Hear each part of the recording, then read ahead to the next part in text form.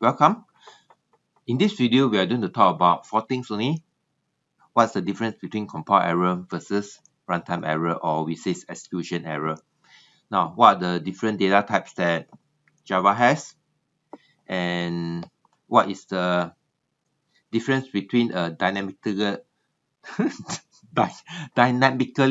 typed language and a statically typed language.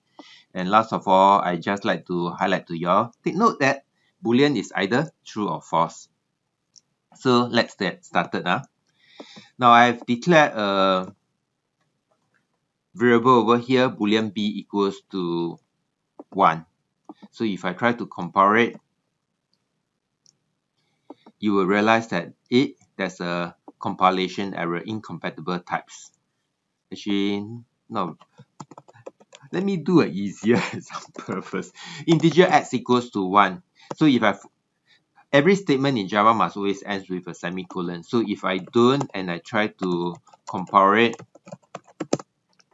you will realize that you will have a compile error. So during compilation, when it's not able to generate the test.class, that's basically compile error. Now, if I take 5 and divide by 0, and I do system.out.println x, and system.out.println x is the equivalent of print x, then you will say, oh, wow, Java, so 麻烦. Yes. So now if I try to compile it, you will basically get no compilation error. And when you run it, you will basically get the runtime error, which is it basically says that what you're actually trying to do is you're trying to do division by 0.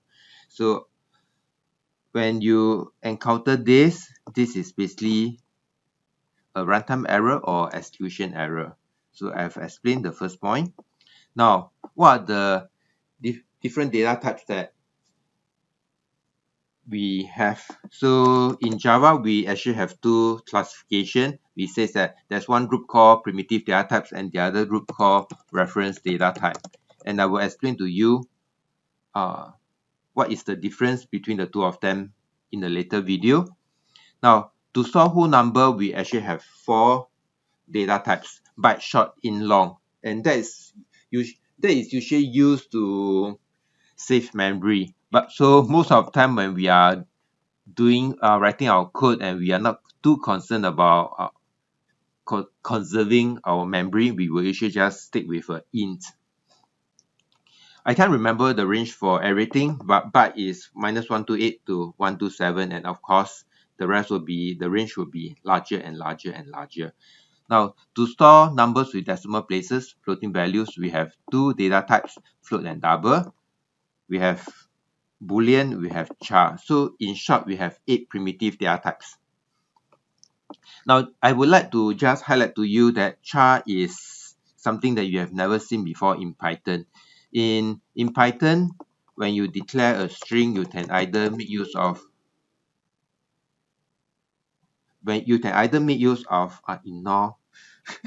ignore my message over here. So you can either use a double quote or you can actually use a single quote. Now, in Java, this actually makes a difference. Single quote basically means it's a char, single character. If you try to do this, you will get a compile error.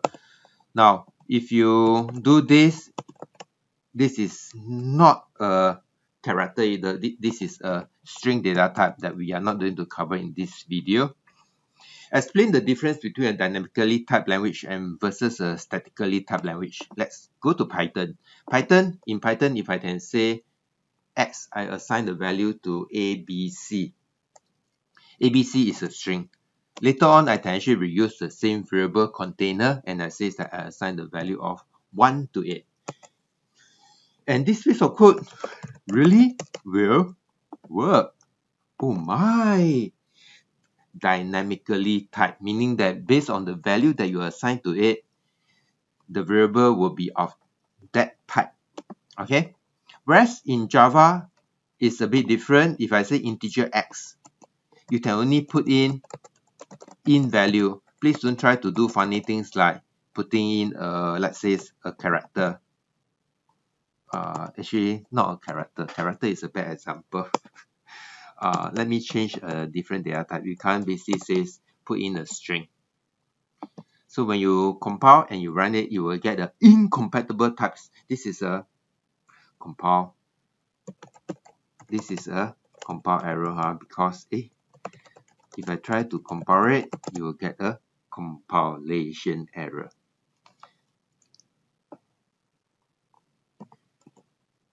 So you can't change the data type dynamically. So we say that Java is a statically typed language. Now, last of all, I would like to highlight to you that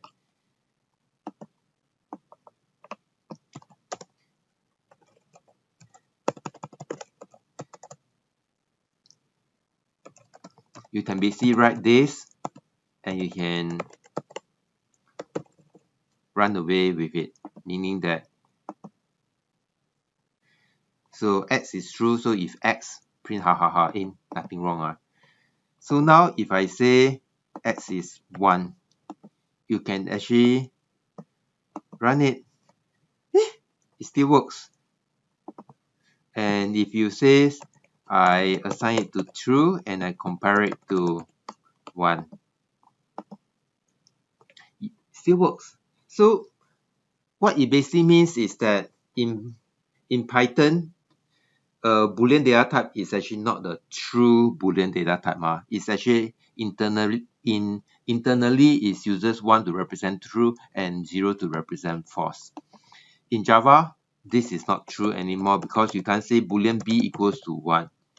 You can't say that I want it to be true. This will result in the compilation error. So you basically have to make use of true and false. At the same time, if you do this, you can say if x system.out.println, this piece of code won't work. But if you use b, it will work.